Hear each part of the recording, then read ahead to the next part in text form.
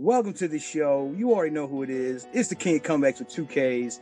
This is Creating Greatness Podcast. We are here with my new friend, Benny, who is an expert on Stoicism. And it's something that we're very interested in here on Creating Greatness Podcast. Welcome to the show, my friend. Yeah, thanks, Robert. Thanks for having me on. I'm looking forward to talking about, Stoicism and just the thing, general things in life. I think that's the best topic to talk about.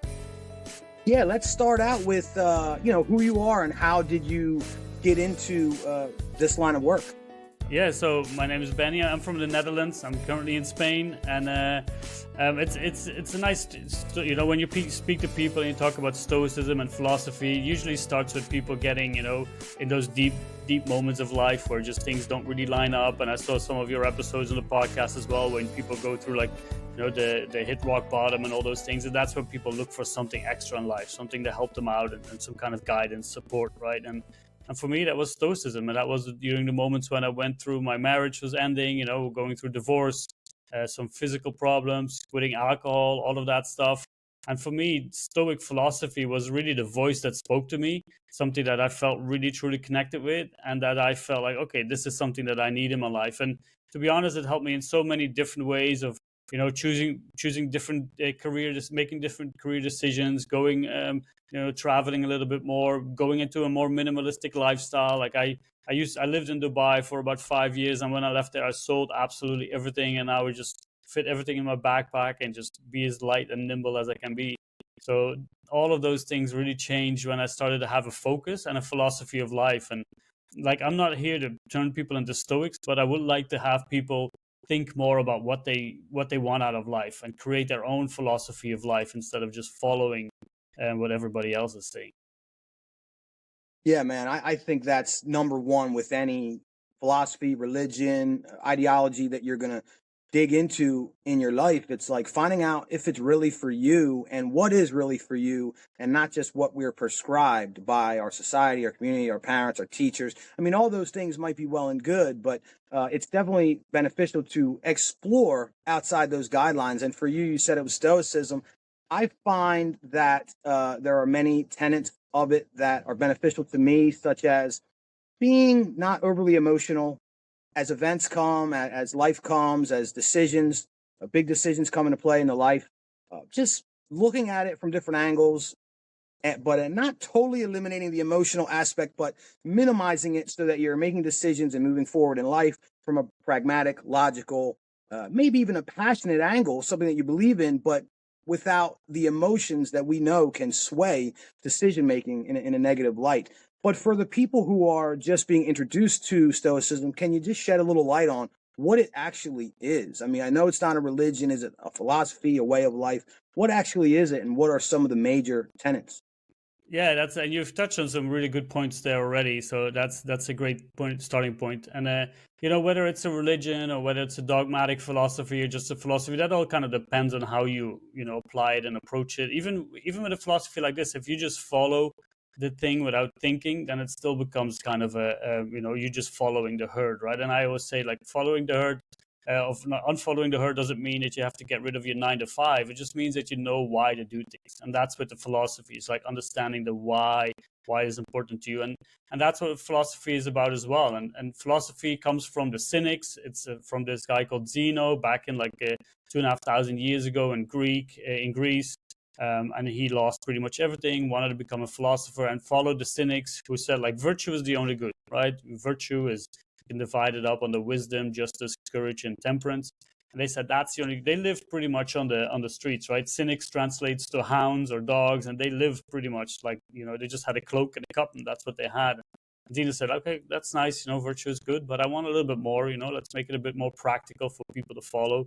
And he said, virtue is only good, but there are things that I prefer, like the preferred differences, like wealth above poverty, health above illness, and all of those things. So that's something that he added to the philosophy. And that's where he really started to think and develop, right? He moved with the Cynics, with the Megarians, with the academics, the ones that followed Plato.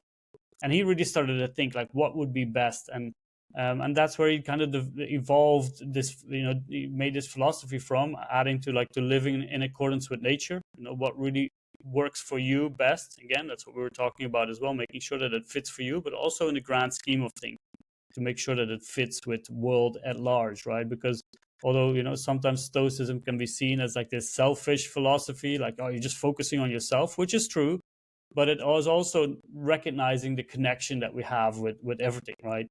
They talk about something called the logos, which can be described as like God, divinity, providence, the rational universe, and that's pretty much what they say. Like that's what we all play a part in that logos, which is pure reason and logic, and that's where what you mentioned, the pragmatic side of Stoicism comes into play when we talk about something like our emotions.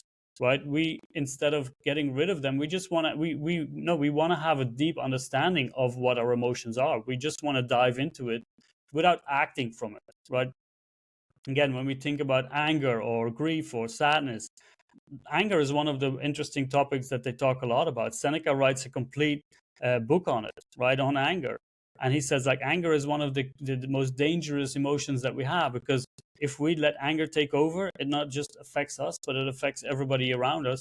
And our reason and logic are just gone. So we're not going to make the best decision. We get angry, right? So they talk about these three stages. Let's say we have this impulse, something happens to you, you have an impulse reaction, say, I'm angry about this. And the Stoics say, okay, but we also have reason and logic. Let's pause, let's take a step back, see what's happening, and then decide what the best course of action is, instead of just acting out of that anger. So those are kind of the things that, what Stoicism really looks at. But then it's up to you again to see like, okay, how can I benefit from this? Where do I need to apply it? Why do I need it? Is this really for me, right? And then you can really discover that journey into the self, which really is a philosophical journey if you want to approach it the right Mm. way. Yeah, I mean, it seems like to me that all of the philosophies, religions, ideologies that teach what Stoicism teaches, it all ends with self. It's always a journey into self, and that's where a lot of the answers lie. A lot of us are looking everywhere, for answers, how to live life, what should we do, what should we be doing, where should we go, how should we do it, and all we really need is a little bit of silence and eliminate some distractions, maybe get at it away from the influences of other people. And then you're going to find all those answers that you may be searching frantically for. So I definitely like that aspect of it. It takes it back to self. But what I also like about that is what you mentioned is to see where it fits in the grand scheme of things, because I think that that's a big part of it. Anything that we do to self-improve ourselves and in an attempt to improve our families, our communities beyond, it all really does go back to self, but we have to look at it through that lens. I always say this, like, if you're doing things that are making your life better, making you happy, making you feel like you have a purpose and passion, then continue to do it unless it's harming someone, unless it's harming plants, animals, the earth, the community, because it is also my opinion that we only do as well as the next man. If the next man's doing well, we are going to be doing well. If our neighbors are doing good, we're going to be doing good. If our community is thriving, then we are going to thrive. And it's why I deny that philosophy of stepping on each other to get ahead, being manipulative or gatekeeping, or any of these different tactics that people use. Because, man, I looked at this when I was a manager at a warehouse, like, the more I teach you and the better you become at your job and the more competent than you are, then you can then take my job. And guess what? I'm not going down, I'm going up. So it's always been my philosophy to build our families, societies in a pyramid-like structure, and without sinking down, continually going ahead. So it's very important that we have that lens, like, okay, I'm doing this for me, I'm doing this for my family, but what does it look like on not just a community level, a state level, or a country level, not even a world level, but how is this in a universal level? Because as you said, we are all part of this one thing. You mentioned that it started in Greece. Am I correct? Yeah, exactly. So Yeah. here goes a question for you. I do want to mention the anger philosophy. I'm actually going to look into it because I firmly believe in what you were saying about Seneca and anger and how it could totally disrupt your life. But on the flip side of that coin, I have found that with all emotion, if you're able to take that emotion, which is energy, funnel that emotion, which is energy, direct that emotion and energy towards a chosen task, you may be able to do it such better. And an example of that is like if you get mad and your girl broke your heart, you may be able to go harder in the gym than you've ever went, man. It's using that anger and channeling it and funneling it into something constructive and beneficial for your life rather than something that's detrimental. But it started in Greece. Tell me about this, because this is something that I read and I was very curious about it. That Plato said that, didn't say, but some of his teachings could be interpreted as calling Stoics cowards due to their apathy about certain things, as he believes that direct engagement in life, facing challenges head on, to whereas it was interpreted as Stoics are just more of like dealing with things with equanimity. How have you heard about that, or how do you feel about it? Yeah, I think like obviously the Stoics, they base themselves really closely on Socrates, right? Because they see him as the kind of the sage, and obviously Plato was a student of Socrates. And where they kind of fall away from Plato a little bit is because Socrates was just teaching philosophy in the streets, right, talking to everybody, and then Plato kind of created his academy, making it a little bit more elite, and Zeno went right back to the streets. That's why the name of Stoics comes from the Stoa Poikile, which is a painted porch in Athens. And he was just walking up and down that painted porch and talking to everybody, right? So he was really involved in life itself. So maybe that kind of sense was a little bit more towards the Epicureans, who really removed themselves from society. While the Stoics, they said, again, what we talked about, right? We focus on the self. And if we become the best version of ourselves, then we can also become the best version for the world around us. They said, if you have a certain duty that you need to do, then you do it, right? Marcus Aurelius was the emperor of the Roman Empire. He was the most influential person there, right? So he took his duty for society really, to heart, and he really took on that responsibility. So it's a bit strange. Like I haven't heard about that kind of critique that Plato had on the Stoics, and I'm sure that they had, right? Because there are different views on how to live, and especially when the academy went more to the skeptics, right? They had that okay, you can't know everything and you have to judge or you have to question everything. And the Stoics do think about that philosophy from Socrates, but they said, okay, the world, or the logos is deterministic. There's cause and effect that kind of determines everything, and we have then our choice to accept it or not, right? We have that phrase from Nietzsche, said amor fati, accept your fate. And that's a really strong thing from the Stoics. It said, there's not really anything good or bad that's happening in the world around us. It's all just our labeling and our interpretation of what is happening. And as a groups, we can make consensus of what we would like to happen more than less. Like war wouldn't be a good thing, and well, depends. Again, there's some wars that can fight for a cause that we want to improve the lives of others or whatever. So there's discussions about that, but they say things happen and we place a label on it, right? The same with rain. Just a simple example. If you want to go out for a walk outside and it's raining, you could say that, yeah, that's a bad thing because now my walk is ruined. But for a farmer, right, who hasn't seen rain for weeks, that would be a blessing. So again, those kind of things, it's all about interpretation and how to look at it. And I think that's the one of the things that where philosophy like Stoicism is really directly connected with life and with being present in the now. So again, that kind of critique from Plato, I'm going to look into it, but I haven't really read that so directly. Well, I didn't say it to be negative, No. just playing a little bit of devil's advocate here. Excuse me. I was listening to some affirmations on YouTube, which I do frequently. I start my day with them, end my day with them. And I was just curious because they had excuse me, an anti-Stoic affirmation. So I was like, that's odd, because Stoicism is usually promoted as something very positive on this particular channel. So as I'm apt to do, I like to get the feel of the people and see what's going on. I start reading comments, and people are saying, oh, this philosopher said that Stoics were cowards. I go, hold on, because I've never heard anything negative about Stoicism, and I had to look into it. I'm a Christian. I believe in Jesus Christ. I hear negative stuff about Christianity all the time. Sometimes I dive into it, sometimes I don't. There's always going to be an opposing view. So someone said that Nietzsche said it. So I go, I got to look into this. I have Benny coming on. We're going to talk about Stoicism. I got to look into it. And then it said it wasn't Nietzsche. It was Plato, and it was never directly said. It was interpreted. But I also find that what you're saying to be, very correct in my life. And I like when I look into things and I see the common thread. Before I became fully immersed in Christianity, I practiced Buddhism for a long time. It helped me manage my emotions, manage my thoughts through meditation and yoga and all these different things. And then I went on to like Hindu philosophies because I learned that the Buddha traveled through India for all these years before he became enlightened and studied with all these different yogis. So I'm like going down all these different rabbit holes, and thank the good Lord above that I did, because it taught me so much. And what I'm talking about here is these common threads, these common themes that run throughout all of the major philosophies of life. And to me, it's the good ones.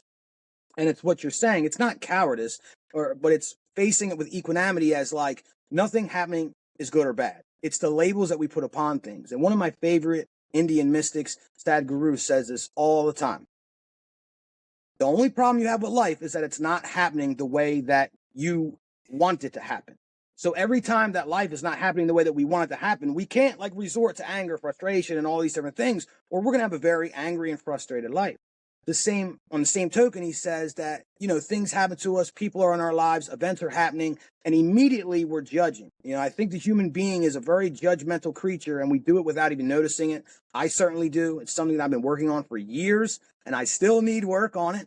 But we automatically slap that label on it, like you're saying. Oh, that's bad. Or, these people are bad, and I'm good. Or this event is bad, and I'm good. But through changing your perspective, having that universal view, and also if something seems to be bad in the beginning, I challenge all the listeners here to analyze it a little more deeper, because you may find that silver lining, even if the thread is very thin, if you focus on that, it may grow, and you may realize, wow, this was really a good thing. This little silver lining I found in this perceived negative event is actually better for me in the long run, or better for the world in the long run. So I like that aspect of a lot of things. When the dots connect, when spirituality meets religion, and the energy of the universe connect, and the philosophies come in, and you see these common threads, it's like, to me, I know I'm on the right path. I may not be exactly, but you're starting to see the synchronicity in life, and I encourage people to do that, and that's why we're having Benny on talking about Stoicism. I think it's a very beneficial philosophy. Even if you don't have anything, it's just a start. Just to start digging into it and changing your life for the positive. How are you helping people implement these ancient philosophies in a modern day life? And like, where could we find you? How could we get in touch with you? And what are you actually doing to help people implement these philosophies? So interesting thing is, people talk again the negative labels about the social media and all that stuff, and I've started out with my blog, one of the practices for myself to learn to deal with critique better, and I figured where better to find critique than online, so I started my blog writing about Stoicism, and we started doing these spaces on X, on Twitter, and that's where I've met my partners now in Via Stoica. One of them is from LA, the other one lives in Panama, also a US citizen. I actually went to visit him last year in Panama, which was great. Hopefully go to LA soon as well.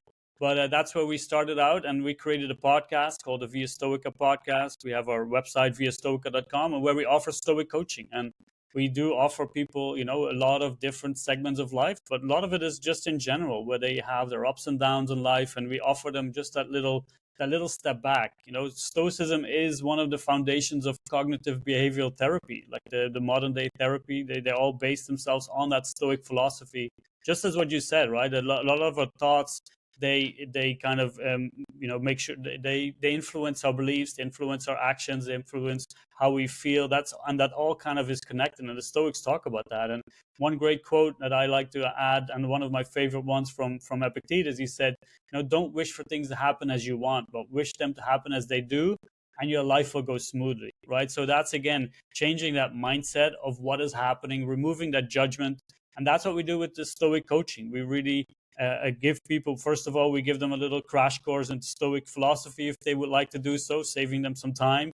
But also, as they go through life, we share them some good practices, some good reminders that the Stoics have been thinking about for the last 2.5 years that could really help them in their lives. And that's how we really tend to help people. And also just to to spread the right version, the right kind of stoicism. Like I had this question the other day, like, oh, why is stoicism making a resurgence nowadays? And sometimes I ask myself, is it real stoicism that's making a resurgence? And as you Mm. talked about that critique about from Nietzsche, Nietzsche did make a critique on stoicism because it was sometimes it was getting very dogmatic, right? But people just following, like, oh, the dichotomy of control, your emotions, all of that, without thinking what was behind it, without really practicing philosophy when you are trying to be a philosopher of stoicism. Like that's where I've met all that critique online, and it was surprising to me because you want to have a debate, you want to see what the truth is instead of just following it blindly. And that's where we tend to come in with what we do, and with these spaces that we hold on X, and we've had so many people come up and they say, I was a Stoic and I didn't even know it, right? And a lot of men and women. So for me, that's just been eye-opening. And that's where we figured, like, okay, let's offer something for people to overcome these obstacles, not just overcome them, as you said as well, just to forget about the label, whether it's good or bad. This is your obstacle, right? That is going to show you the way where you have to go, where you have to work on, what your weaknesses and flaws are that you can overcome or recognize to flourish later on as a good human being. And to kind of think about what your purpose is in life. That's a question that we get a lot. And Marcus Aurelius has a nice answer for that. He said, just stop talking about what a good person is and just go be one. Just try to be the best version that you can be in any aspect of life, whether it's at work, whether it's family, whatever you do, try to do the best as you can. And that's what the Stoics ask of you. I like that a lot. I looked into a little bit of Marcus Aurelius because he just seems like the amazing quotes that come out of that book was a meditation. It's just endless. Yeah, every time I go online, it's a new one that I haven't heard yet. So maybe that and that book on anger, I'm really going to dig into. I like that quote. Just be the best you could be, because once again, it just eliminates all the distractions. Because a lot of times people get stuck in these modes of thought, like, oh, this is happening, that's happening, this is going on. And they're just wavering, they're thinking, they're crazy, they're stressing. And then maybe that turns to vices and just, trying to drown all the things that are going on in your brain that are associated with the problem. But if we're just take ourselves out of that for a minute and just go, the only thing that I could do in this crazy, messed up situation is work on this, is do something with this right here, right now, right in the space to be. And I always talk about this with people as far as anxiety, because people are fearful about things are going to happen. They don't know. The world is an uncertain place and all these different things. I hate that term. The uncertain times. The times are only uncertain as you make them, because we can't control any of that. We have to bring it back for self, because if we become the best possible version of ourselves, which is really my philosophy, that's all that creating greatness is about.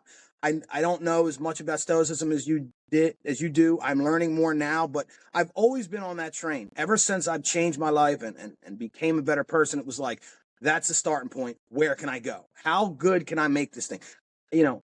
What can I really get done if I put my all into it? And anytime I get anxious, afraid, worried, concerned, I just go, focus on this, be the best possible version you could be strong, be mentally, have mental fortitude, have spiritual soundness, emotional stability.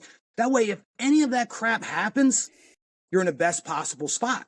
You can't be no better. You can't stop it from happening. But what you can do is put yourself in a position to win when it does happen. So I really like that. I like that it always goes back to thinking. I find a problem with, I'm a Christian. Once again, I believe in my Lord and Savior, Jesus Christ. But I have a big problem with fundamentalist Christians who look at everything in a dogmatic and a rigid view. They follow the Bible to the T without thinking in a metaphorical way or in a different culture way or a different time period way. They don't put any other lenses on it. So then I'll get a lot of criticism for my views on worldly philosophies, religions, and my openness to it, because I know that through Buddhism, I found Jesus. And I also know a preacher who's a Christian that says being a Buddhist makes him a better Christian. And along those lines, I've always ran into Stoicism and their philosophies and found most of them to be true and work in my life. So the thinking, challenging everything, challenging every belief, thinking about everything, how it integrates into your life, and then how it looks, boom, once again, on that universal level. And through that, we can find our own personal truth. And then I see criticisms, well, that your personal truth isn't truth. Yes, it is. It is to me. It's personal truth to me. I live my truth. It works in my life. And once again, I'm doing it without harming anyone. So if I go on my deathbed and I'm wrong, I tried my best. I did my best. And to me, God smiles on people that are out there trying to do their best. And one with this, you did go into it a little bit, but maybe if you go into a little more detail, where does Stoicism stand on the belief of God? So that's a debate that's always out there. That even like now, modern day, like there's more like going to the agnostic, atheist, Stoics that say no, because the change of like religion and how people look at the concept of God. I will, for one, struggle with not really struggle with that. Like I look at it from the that it's on nature, right? I always ask like, Mm-hmm. okay, if someone says like, oh, there's a God, I was like, okay, so tell me, what does it look like to you, right? Again, we're starting to think, and I like to have that debate. Even with philosophy, it is all about getting to the truth. Like my truth, I'm still available to the thought that it might be wrong, right? So let's have a Yeah. discussion about it. So the Stoics talk about, and they talk about God. You open the books, they talk about God, providence, nature, the logos, all of that intertwined, right? For them, that's all the same thing.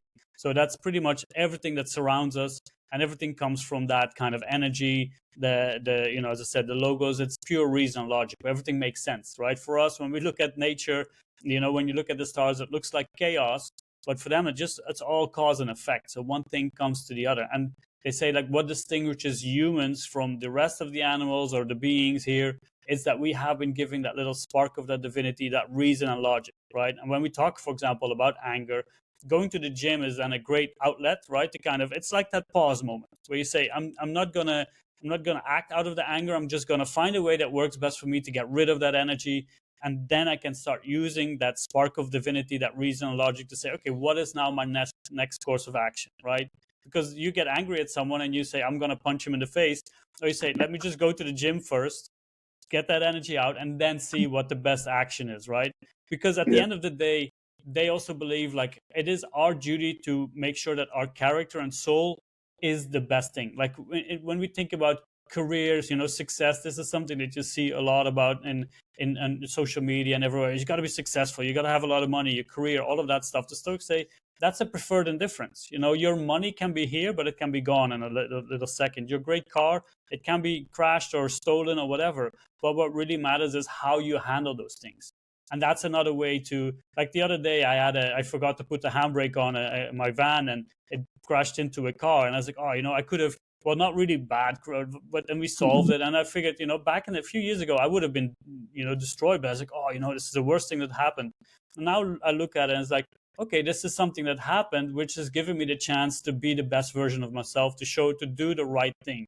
Go to the police, make sure that I get in touch with the person, get the insurance, get everything solved. So then it turned out to be a great test of my character. How am I going to put myself, how am I going to push myself forward in that situation? And that's what the Stoics talk about when we talk about logos and the God, and just having that rational thought and that rational logical thinking, is that, okay, now I have the chance to do the right thing. And when you do that, that's when you get closest to that nature, right? And that's where you find that harmony and that eudaimonic state. Because if I hadn't gone to the police, I might have been worrying about, oh, maybe they're going to find me, or maybe this is going to happen. So now my peace of mind is destroyed. And that's the main goal for Stoicism, is that eudaimonic state, which is calm, being at peace, being virtuous. That's all that matters in life. And then what happens then is you can start to observe and really experience life the way it should have been observed, as this beautiful experience that we have, right? Because life is precious. And that's where we can then really take a step back and see life for what it really is. Man, I like that a lot. I like that a lot. I'm gonna end it real quick, but I want to talk about the material part of it. I follow a lot of those people you're talking about on social media, money managers, traders. I'm into it a little bit, crypto and stocks and all that, trying to build my empire, trying to create the generational wealth.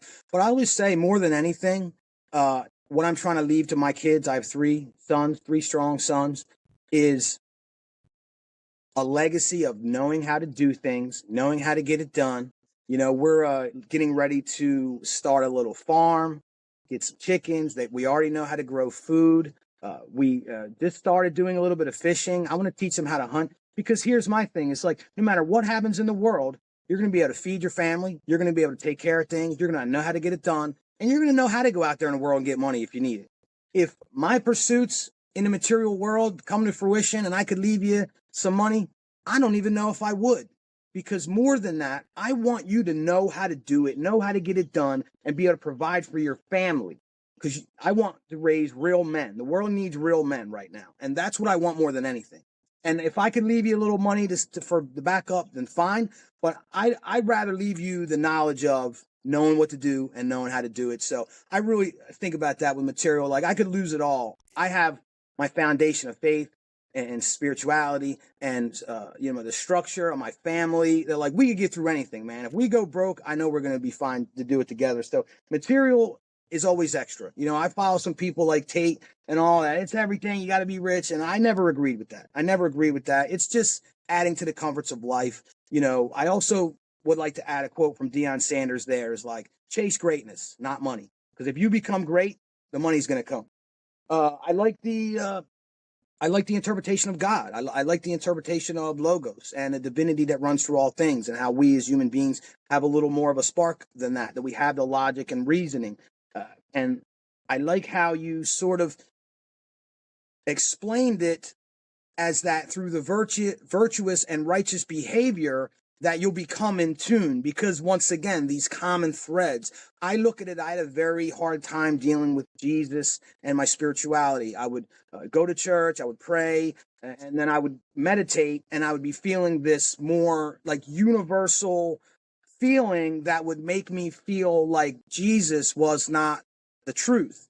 And I was very much at odds with this thought until I meditated upon it. If you're ever looking for answers, meditate upon it.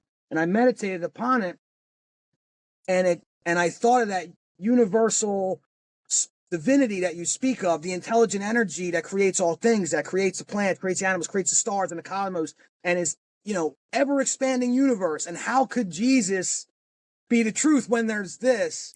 And it just hit me like, you can only access the Father through Jesus Christ. You can only access the divinity of the universe through that Jesus-like behavior of righteousness, virtue, kindness, love.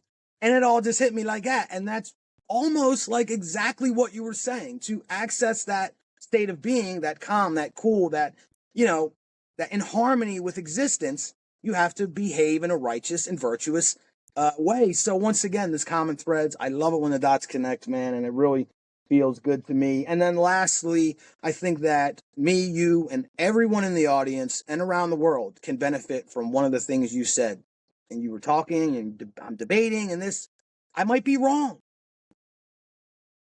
How hard is it for us as human beings to realize we may be wrong?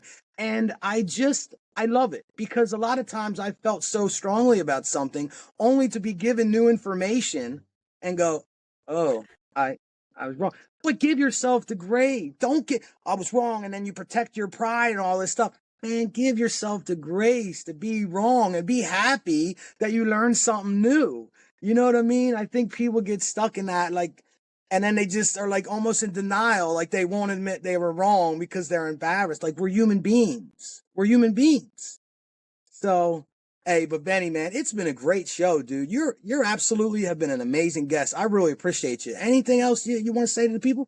Oh, I just thank you for having me on. And I think that this is also spreading this kind of, philosophy of life, and encouraging people to think and start thinking for themselves and question their own thoughts, and just accept the critique that comes in, not adding that label to it, but just saying, okay, this is something someone said, right? This is another thing that the Stoics say, that, I choose to be harmed or not, right? If someone offends me, that's their problem, right? They are now destroying their character or putting their character at risk of being flawed or whatever. I can choose to keep my character in check, right? So that's where we can keep ourselves at the right course. So just go about life and live it, experience it. And when someone tells you something that you might not want to hear, just ask yourself, why?